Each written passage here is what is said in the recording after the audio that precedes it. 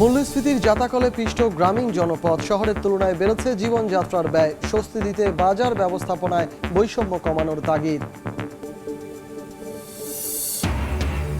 অনিয়মের বরপুত্র ডেমরার ডিএমআরসি কলেজের চেয়ারম্যান মোল্লা, বাধ্যতামূলক কোচিং পরীক্ষার কেন্দ্র কবজায় নেয়া, অর্থ আত্মসাৎ সহ নানা অভিযোগ, মামলা করেছে দুদক। খুঁড়িয়ে খুঁড়িয়ে চলছে গাজীপুর সিটি কর্পোরেশনের কার্যক্রম, জরুরি সেবা নিতে চরম ভোগান্তিতে বাসিন্দারা, বাড়তি চাপের অজুহাত নির্বাহী কর্মকর্তার।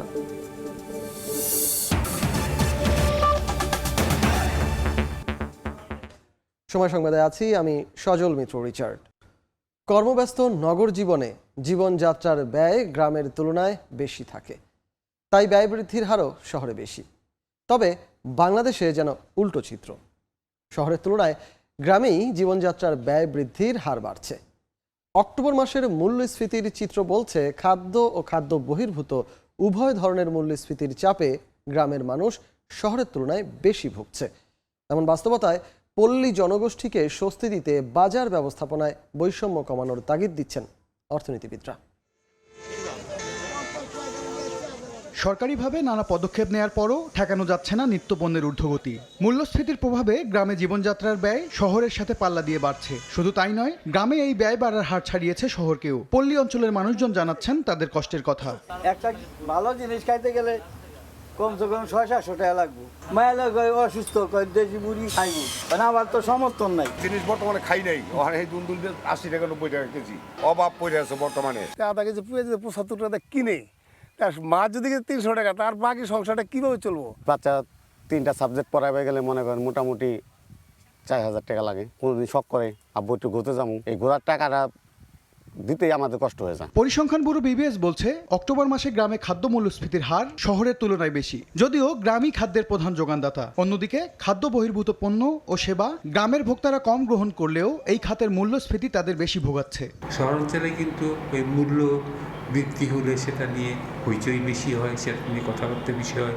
এজেন্সি বা মন্ত্রণালয়ে আছেন তারা কিন্তু শহরাঞ্চলে মূল্যটাকে কমানোর জন্য প্রচেষ্টাটা কিন্তু শহরাঞ্চলে সীমাবদ্ধ থাকে। গ্রামাঞ্চলের মানুষ কিন্তু পাইকার ব্যবসায়ী অর্থাৎ যারা আছেন তাদের উপরে সম্পূর্ণরূপে নির্ভর, তারা অসহায়। খাতভিত্তিক মূল্যস্ফীতির তথ্য বিশ্লেষণ করলে দেখা যায় পোশাক পরিচ্ছদ, বিনোদন ও আসবাবপত্র ছাড়া বাকি 5টি খাতে শহরের তুলনায় গ্রামেই মূল্যস্ফীতি বেশি। শিক্ষা ও স্বাস্থ্যের মতো খাতগুলোতে খরচ বাড়ার হার শহরের তুলনায় গ্রামে বাড়ছে। অর্থনীতিবিদরা বলছেন পণ্যের সমবন্টন করা না গেলে গ্রামীণ জনগোষ্ঠীর ওপর চাপ কমানো সম্ভব নয়। গ্রামীণ এবং শহরাঞ্চলের মধ্যে যে বৈষম্য বিদ্যমান, এই বৈষম্যই কিন্তু গ্রামাঞ্চলের মানুষকে অবহেলিত করে রেখেছে, কিন্তু তাদেরকে আবার বেশি মূল্যে সমস্ত জিনিস কিনতে হচ্ছে, যার ফলে ওখানে মূল্যস্ফীতি আরও বেশি হচ্ছে। মূল্যস্ফীতির হার কমাতে শুধু সুধার বাড়ানোই সমাধান নয়, বরং বাজারে শৃঙ্খলা ফেরানো সহ রাজস্ব ও মুদ্রানীতির সমন্বয়ের পরামর্শ দিচ্ছেন অর্থনীতিবিদরা। রোদ ঝড় বৃষ্টিতে ভিজে সারা দেশের খাদ্যের চাহিদা পূরণ করছেন গ্রামের যে সকল সাধারণ মানুষ।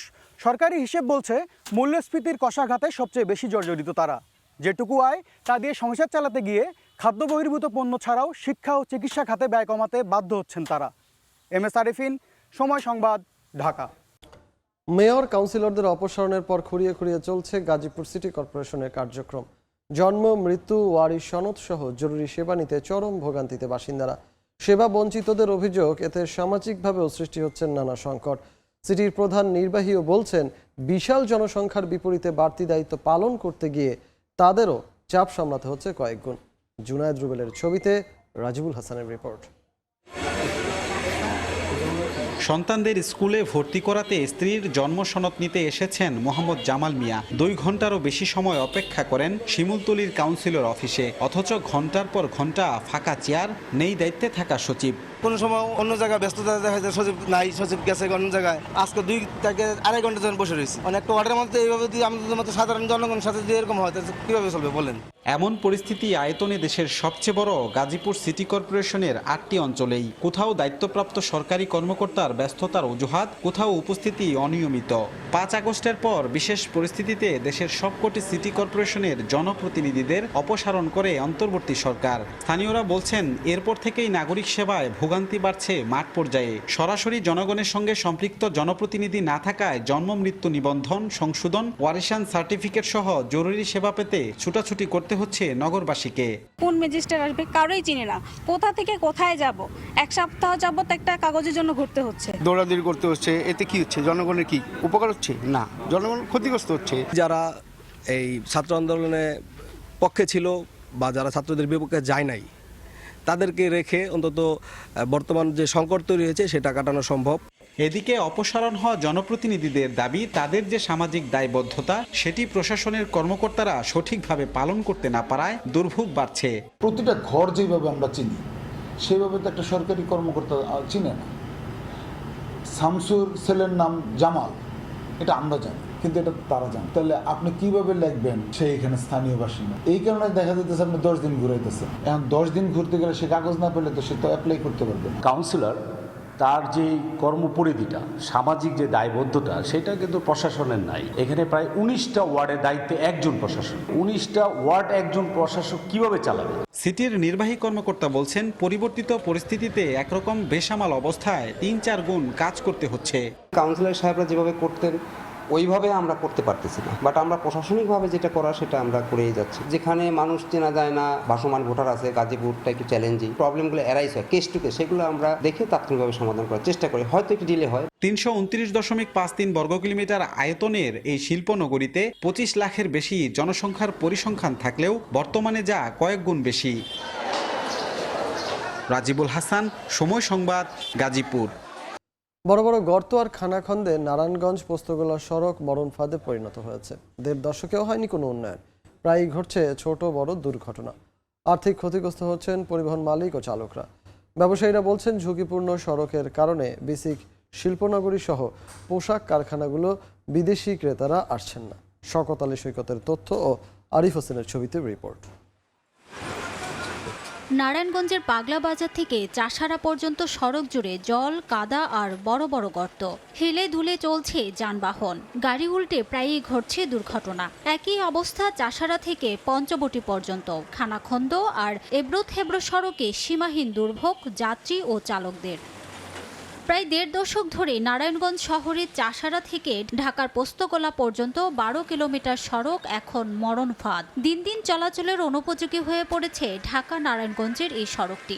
রাস্তার বেহাল দশায় যানজট সারাক্ষণ লেগেই থাকে। প্রচণ্ড ধুলাবালিতেও বাড়ছে স্বাস্থ্য ঝুঁকি, অতিষ্ঠ এলাকাবাসী। স্থানীয়দের অভিযোগ, আওয়ামী লীগের টানা 15 বছরের শাসনামলেও উন্নয়ন হয়নি সড়কটির। এই নারায়ণগঞ্জের মধ্যে সবচেয়ে অবহেলিত এই রাস্তাটা। কোনো রোগী যদি এই রাস্তা দিয়ে যায়, আপনার রোগীর অবস্থা অনেক খারাপ হয়ে যায়। উল্টা জায়গা পাতি ভেঙে জায়গা, ওই ডিমেন্সেল ভেঙে যায়, ফরাক্সেল ভেঙে যায়। বড় বড় গর্ত আর খানাখন্দে যন্ত্রাংশ ভেঙে আর্থিক ক্ষতিগ্রস্ত হচ্ছেন পরিবহন মালিক ও চালকরা। ব্যবসায়ীরা বলছেন, ঝুঁকিপূর্ণ সড়কের কারণে ফতুল্লার বিসিক শিল্পনগরী সহ আশপাশের পোশাক কারখানাগুলোতে আসছে না বিদেশি বায়াররা। রফতানি খাতে গতি ফেরাতে দ্রুত সড়কটি মেরামত সহ আধুনিকায়নের দাবি তাদের। যত দ্রুত সম্ভব আমরা যদি এটা ফোন লাইনের দিকে যাই, সেই ক্ষেত্রে আমাদের গতি বা আমাদের অ্যাক্সিডেন্ট বা আমাদের কর্মযোগ্য আরও স্পিড চলে আসবে। শিগগিরই মেরামতের আশ্বাস দিয়ে সড়কটিকে 6 লেনে উন্নীত করার কথা জানায় সড়ক বিভাগ। বিদ্যমান যে সড়কটি আছে সেই সড়কে যেখানে খানাখন্দ রয়েছে এগুলো প্রতিনিয়ত মেরামত করা হচ্ছে। আশা করি শীঘ্রই বিদ্যমান সড়কটির মেরামত কাজ শেষ হবে। চাষারা থেকে পোস্তগোলা পর্যন্ত 12 কিলোমিটার সড়ক দিয়ে চলাচলে প্রতিদিন ভোগান্তির শিকার হচ্ছেন অন্তত 5 লক্ষাধিক মানুষ। সময় সংবাদ, নারায়ণগঞ্জ। রাজধানী গুলশানে আফাদের 8ম কংগ্রেসের উদ্বোধনী অধিবেশনে কথা বলছেন আইন উপদেষ্টা আসিফ নজরুল। সরাসরি চলে যাচ্ছে সেখানে। আন্তরিকতা নিয়ে কোনো সন্দেহ রাখবেন না, শুধু এটুকু দাবি করি, আমাদের সক্ষমতার ঘাটতি থাকতে পারে, কিন্তু আমাদের আন্তরিকতা আর সাহসের কোনো অভাব নেই। আমরা এটার শেষ দেখে ছাড়ব। আর এখানে যারা আছেন বিদেশি delegate, I thank you, all of you, for coming here and expressing your solidarity with us. Our fight will continue. It doesn't matter in which country we are living, in which position we are holding.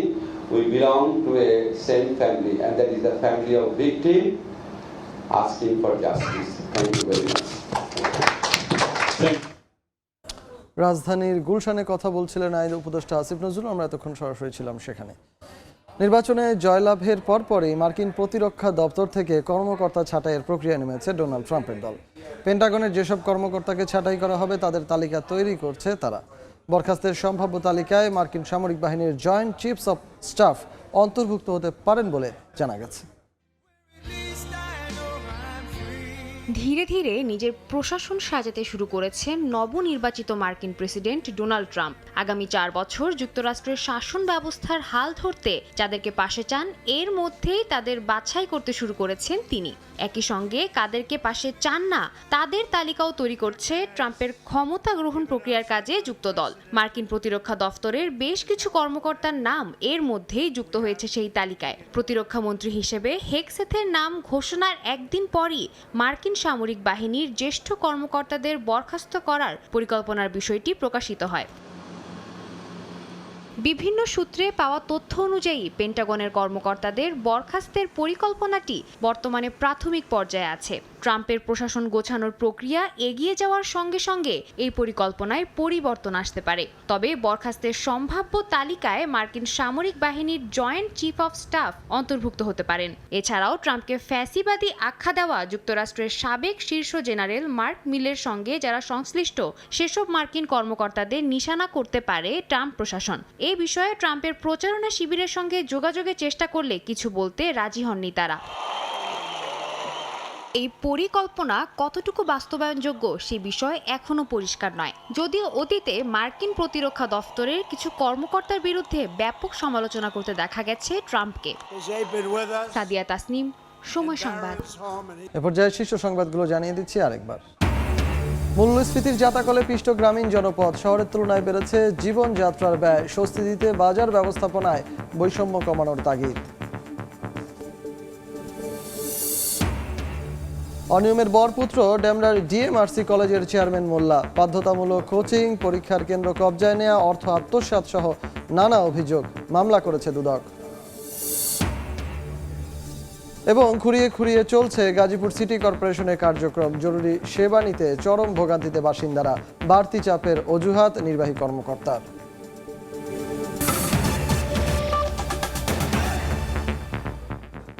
এই ছিল সময় সংবাদের, সঙ্গে থাকুন সময়ের।